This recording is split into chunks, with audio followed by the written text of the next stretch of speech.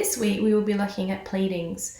Now, I would love to be able to take you through a significant number of pleadings so that you got exposure to all the different types, including claims, defences, counterclaims, requests for information, applications for summary judgment, applications for interim court orders. The list goes on and on. But unfortunately, we don't have sufficient time. In this module, we will focus on some of the foundational considerations to drafting pleadings, and we'll use statements of claim and defences as an example. Don't worry though, some of those types of pleadings that I mentioned you will learn about on the PLT, and the rest you will no doubt learn through trial and error on the job. So with our objective of looking at the foundational considerations when drafting pleadings, we will look at statements of claim and defences in detail this week. Now, one of the principal benefits of exchanging pleadings is that it helps the parties to narrow down the issues between them. So they can identify what's agreed, and then identify issues of law, if any, and also issues of fact, if any. Why is this important? Well, parties prepare their case on the basis of pleadings. So one party will prepare their case on the basis of what facts the other party is seeking to establish at trial. To ensure your pleadings are comprehensive, you must carefully plan them. If you leave something out, you might not be able to raise it later. If the court grants permission to amend the pleadings because something has been inadvertently left out, that disadvantages your opponent, and because they haven't had sufficient notice to prepare a response to that particular thing, there's likely to be delay and also a costs order against your client. Now, extensive guidance on drafting a statement of claim and a defence is provided in the study guide, so I'm not going to repeat them here, but please note that you cannot draft pleadings without a comprehensive understanding of the relevant court rules, and ensure that your drafting and the format of your document comply with the relevant rules. Now, there are some typical requirements though across all of the jurisdictions in relation to court rules. For example, you should not include reference to evidence in your pleadings. Taking the statement of claim as an example, you wouldn't include reference to the actual evidence that you will adduce to prove your case. Instead, you would only refer to facts. Now, there is an exception to this in relation to the use of expert evidence, but we don't really need to focus on that for this particular module. Note that it's also a requirement that the defence indicate what aspects of the statement of claim are admitted, denied, or not admitted, and you'll need to ensure that you focus on each allegation within the statement of claim and determine whether or not it is admitted, denied, or not admitted. Not admitted typically means that the defendant doesn't know about the information that has been alleged in the statement of claim. So an example is in relation to the plaintiff's loss of earnings. The defendant couldn't possibly know what they are. So the defendant doesn't know whether it's true or not, and therefore doesn't know whether to admit it or deny it. So usually it's not admitted, and then the defendant requires the plaintiff to prove that aspect of their case. Other typical requirements in pleadings include that you must state the relief that you seek in the statement of claim, and that the pleadings should be presented in paragraphs with paragraph numbering, and only one allegation should be made per paragraph.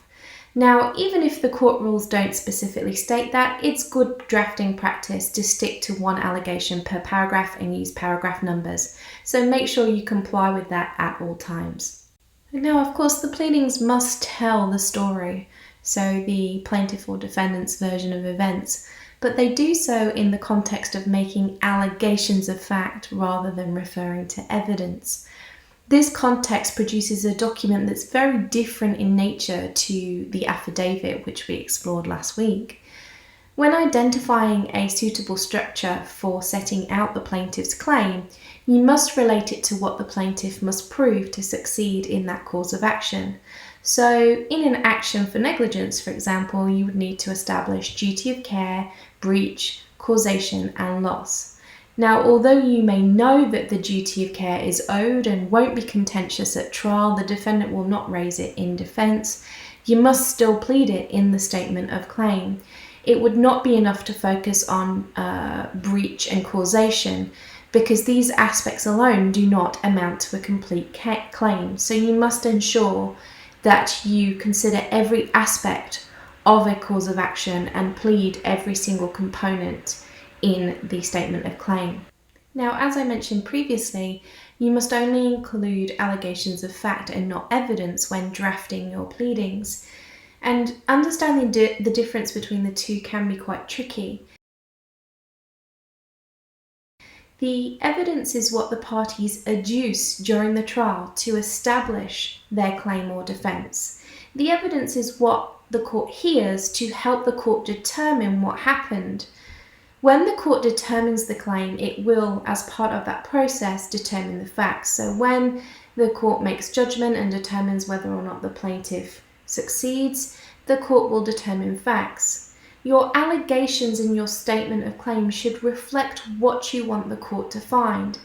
So you need to write the statement of claim as if those facts have already been found to be true. State them as if they are unequivocal.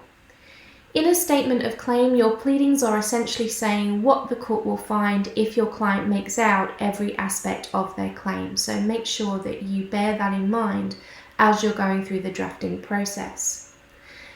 I guess I'll try and illustrate the difference between evidence and allegations of fact with reference to what a witness saw when an altercation broke out between two individuals. So in an affidavit, you would definitely include evidence. That's the purpose of the affidavit, is to provide the evidence in chief of the relevant witness.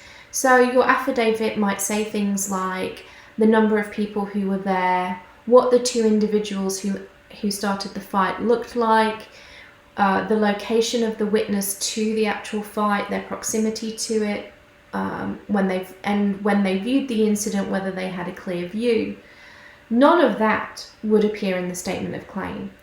You need to focus on what the plaintiff must prove to succeed.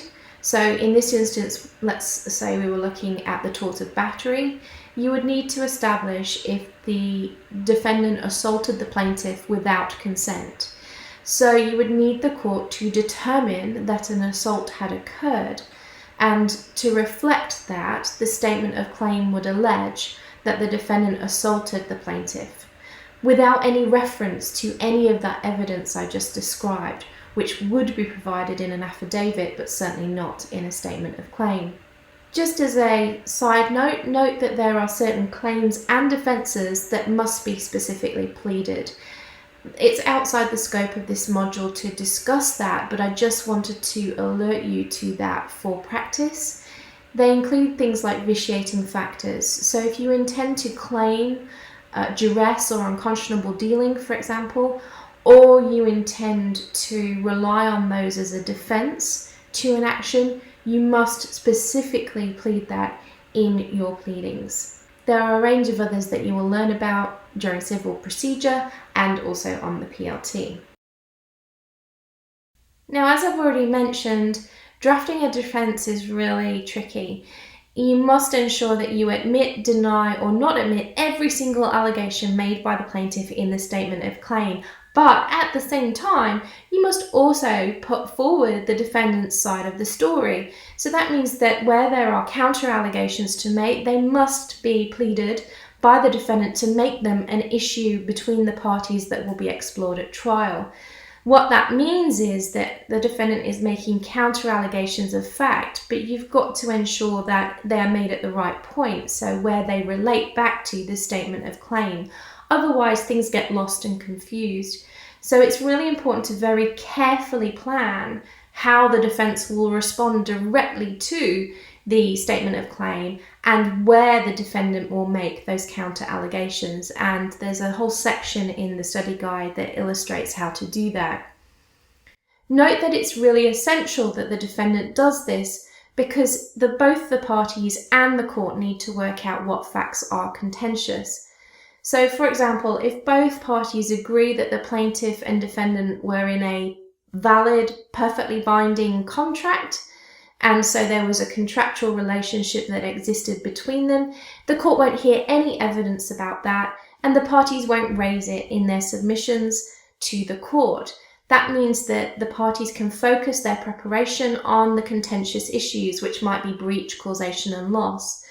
And of course, that reduces the complexity at trial, it reduces the cost overall of preparing, and reduces the amount of time spent in trial.